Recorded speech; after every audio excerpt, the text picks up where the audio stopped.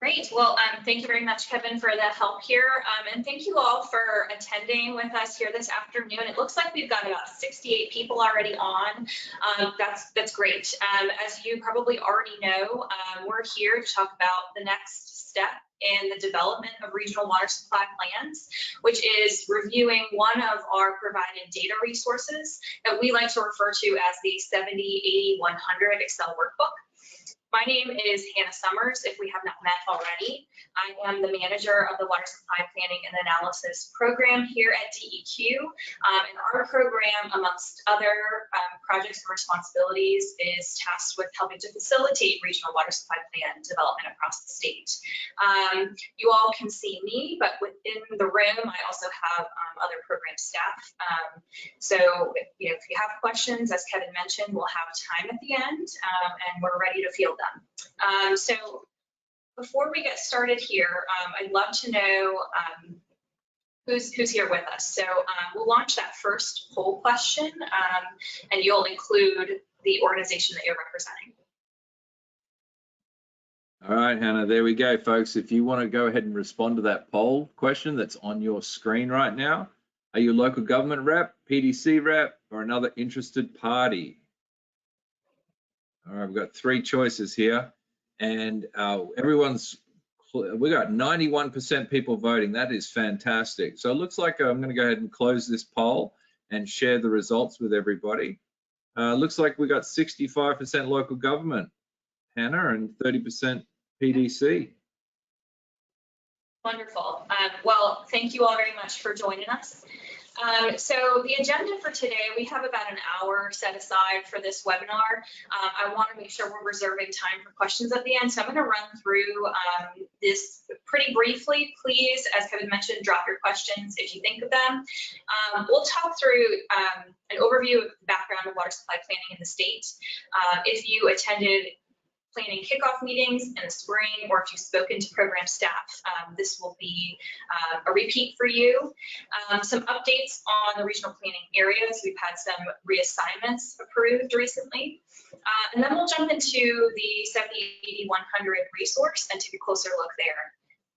Before we do so, would you all mind with our next poll question, we want to take a look at who was able to attend a kickoff meeting with us this spring.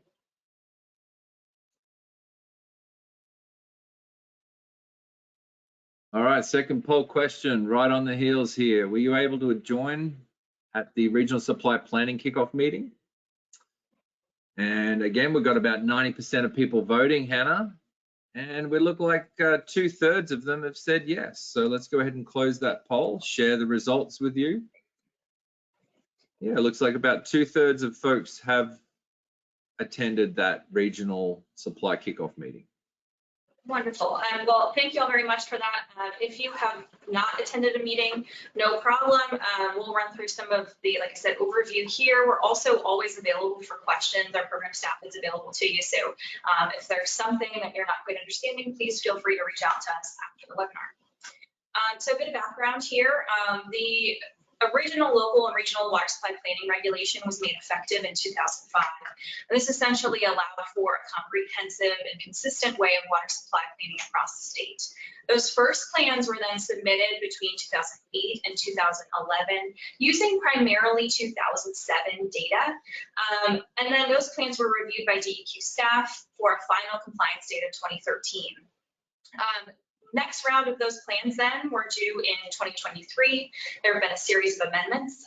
The plans are now due in 2029. I'll show that here in a moment. From that data, our program then developed state water resources plans in 2015 and 2020.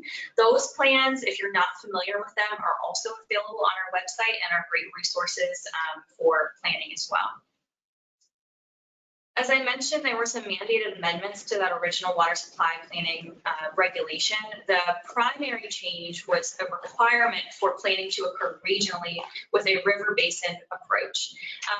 So those amendments came from the General Assembly. Our program then took those and alongside a regulatory advisory panel, 6 meetings between 2021 and 2022, we developed what is now the effective amended regional water supply planning regulation. And that became effective October 9th of 2024.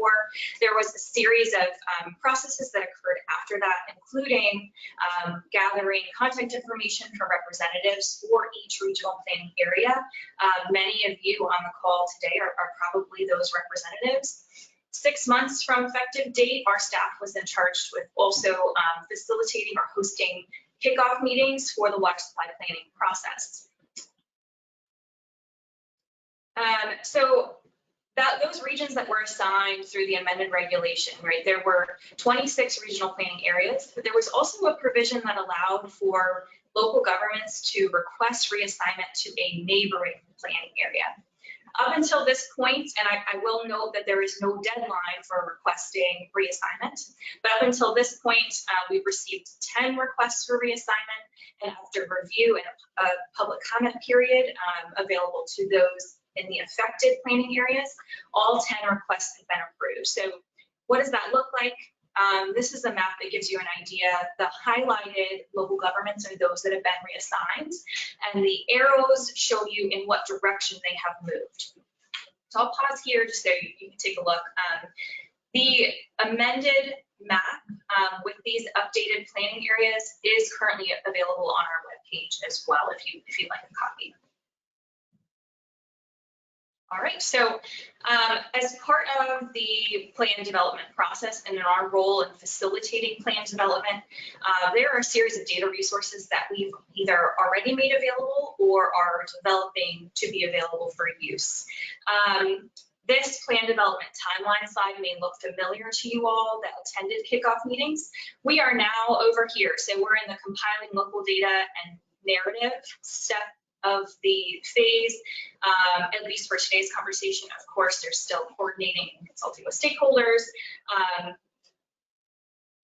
A quick resource reminder, there are existing resources. So our web pages have a series of really great resources, including those state plans I mentioned, but also, as you'll see on the right side of the screen, drop downs here for each section of the reg, with resources even outside of what DEQ has developed that may be helpful to you all.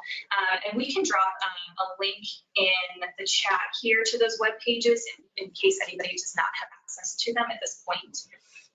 There is also another data resource to come, what we have called the local and regional water supply planning summaries. We may come up with a more concise name before we send those out. But those will include a series of maps and tables and narratives that will also be helpful in plan development.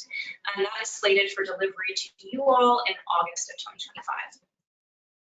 So now back to the resource that we're here to talk about today.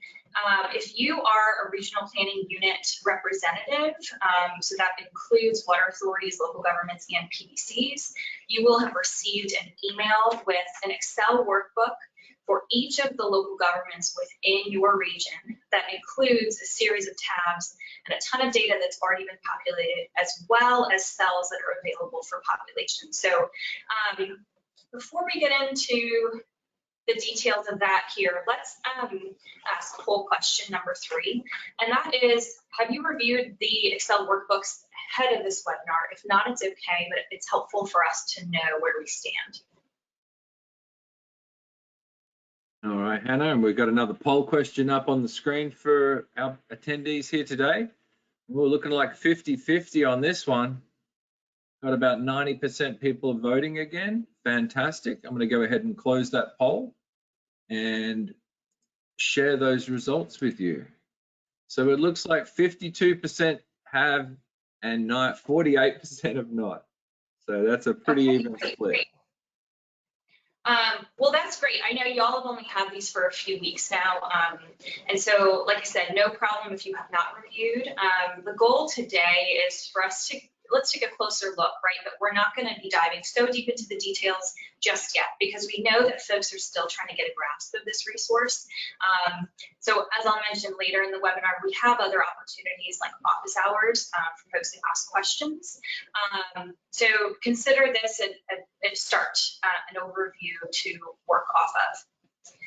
So with these Excel workbooks, your responsibility as local governments or local government representatives will be to review the data that DEQ has provided and supplement with any data that you either are aware of. So this is like missing data for facility water use, for any proposed or known sources for water in your region, for projected water information. We'll take a closer look at all of these here in a moment. And the workbook is meant to be used as a single comprehensive record of that source, use, and demand projection data.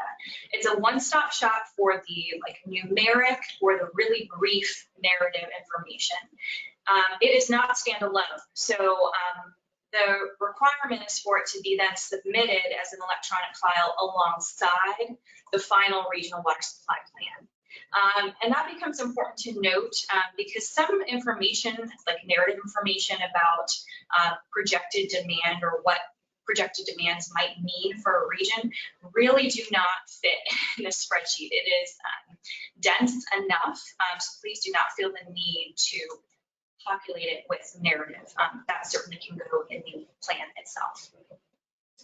Hey, Hannah, I'm sorry to interrupt you here. It's Kevin again. I just want to double check that folks are seeing your PowerPoint slides. It looks like the poll question didn't take them back to the slide deck. Do you all see Hannah's poll question? I mean, excuse me, do you see Hannah's slide deck?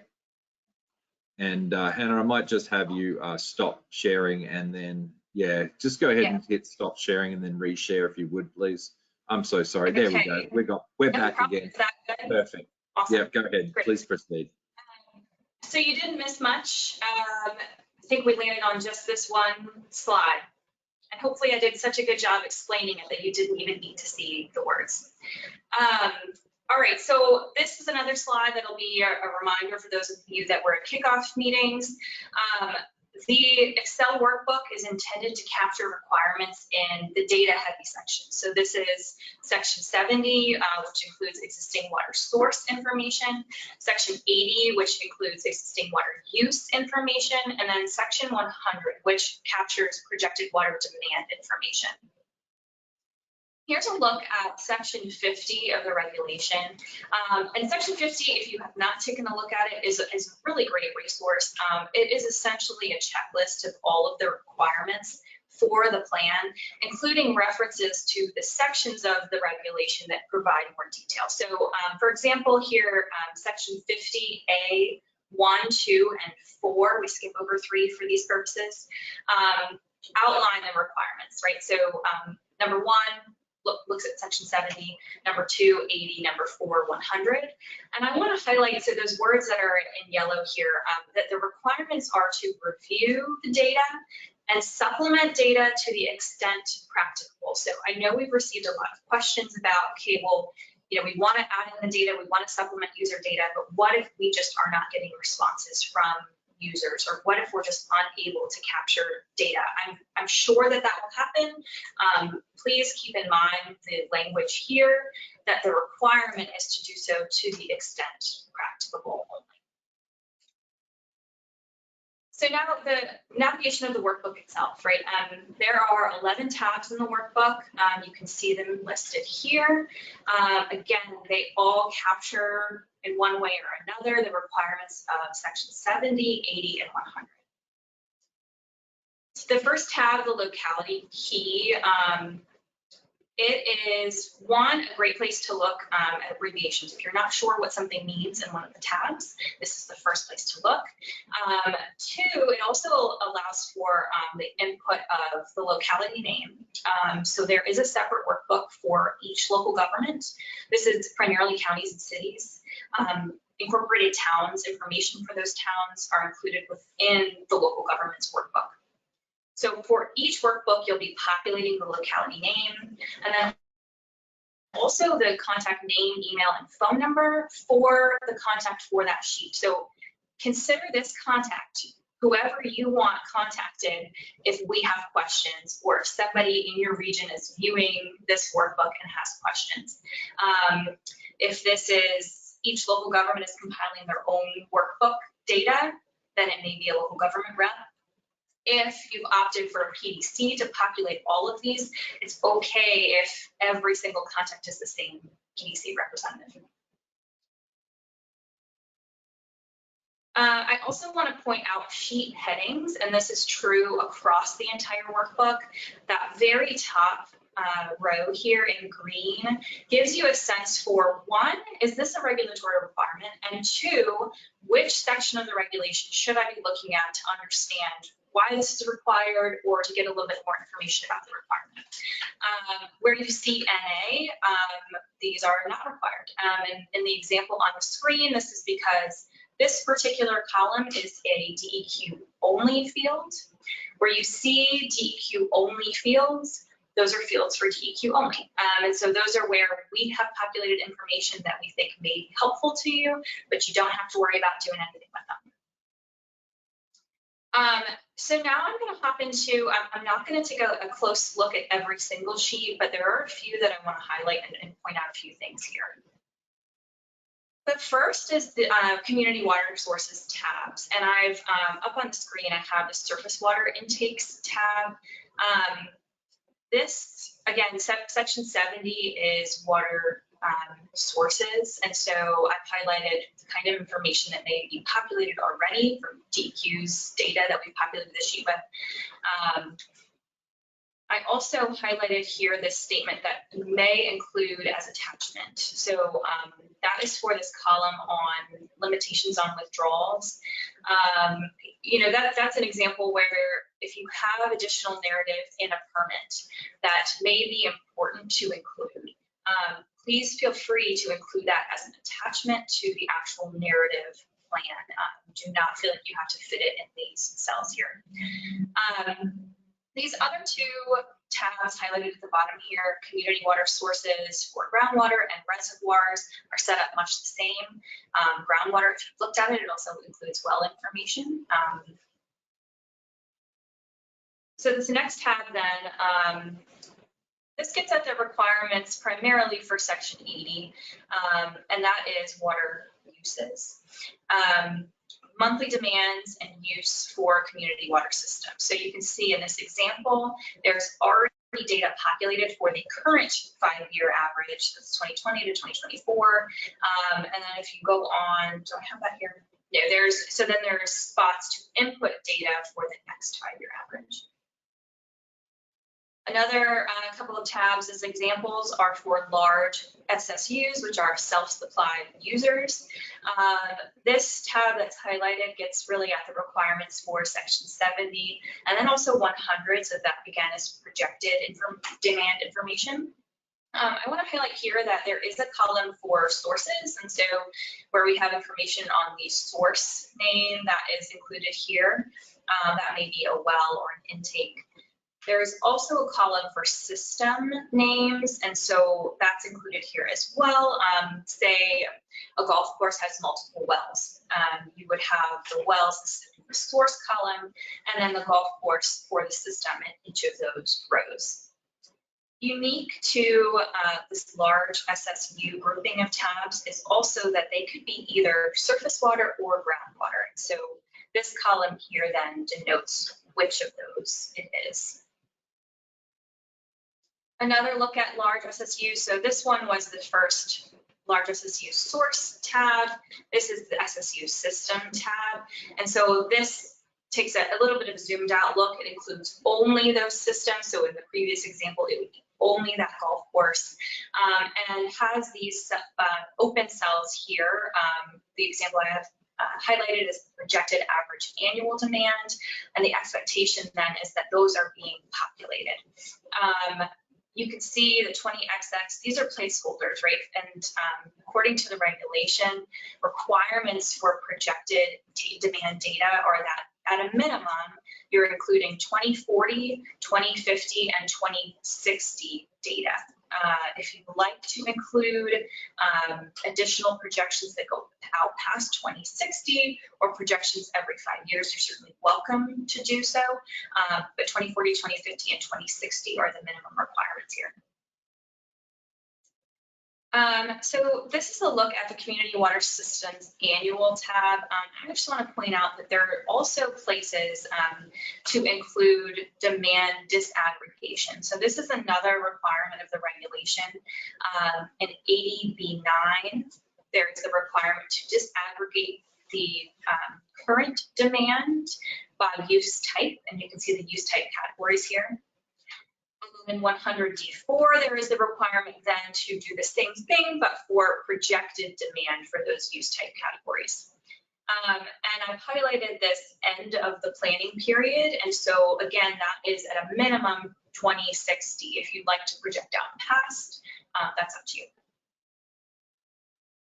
The last tab I'll highlight here is the purchases tab. You may also think of this as a transfers tab.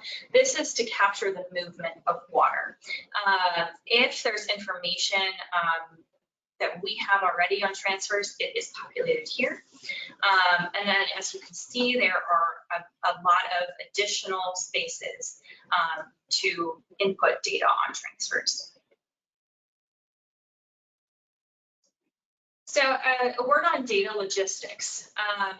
The data that's been provided to you in these Excel workbooks is 2024, right? That's the most recent previous annual compilation of data, and that's the language that is included in the reg. So as you look at, okay, what data do I need to include, or how often do I need to update this data? According to the reg, 2024 data is sufficient for plan submission. If you would like to use more recent data, certainly please let us know, and we're happy to help facilitate that. But the requirement is 2024. As I mentioned, when you're looking at projections, that the minimum requirement is 2040, 2050, and 2060. I also want to note there are a series, I think it's maybe 3 or 4 towns in the state that do overlap into 2 local governments, and in some cases then 2 RPUs. We have reviewed these cases, the concern being that if we are splitting the Excel workbooks by local government boundary, we do not want to create confusion by then splitting town data across those boundaries. We've determined that this is not an issue for this data set.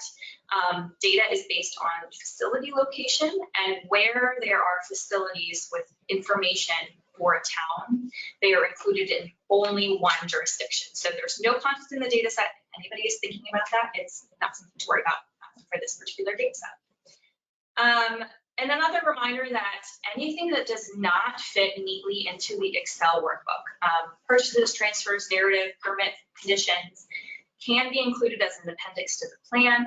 If you have questions about how to do that, please let us know. But certainly in any way you'd like to include it in the narrative or the appendix of the actual plan, that is fine to do. And then one last note that certainly if the sheet is not, if the Excel workbook is not working for your purposes, please let us know. We're happy to help try and reformat. If you do find that there's some reformatting that needs to be done on your end as you're populating, please try and limit that. We understand that may happen anyway. But as we receive them, we will be pulling them back into our databases. And so the formatting itself allows us to do that in the easiest way possible. All right, so that is the presentation portion. We have reserved, oh great, okay, just about half an hour for Q&A. And I don't know if we've received any questions. Okay. And Hannah, are you wanting me to stop the recording here? That would be great, thank you.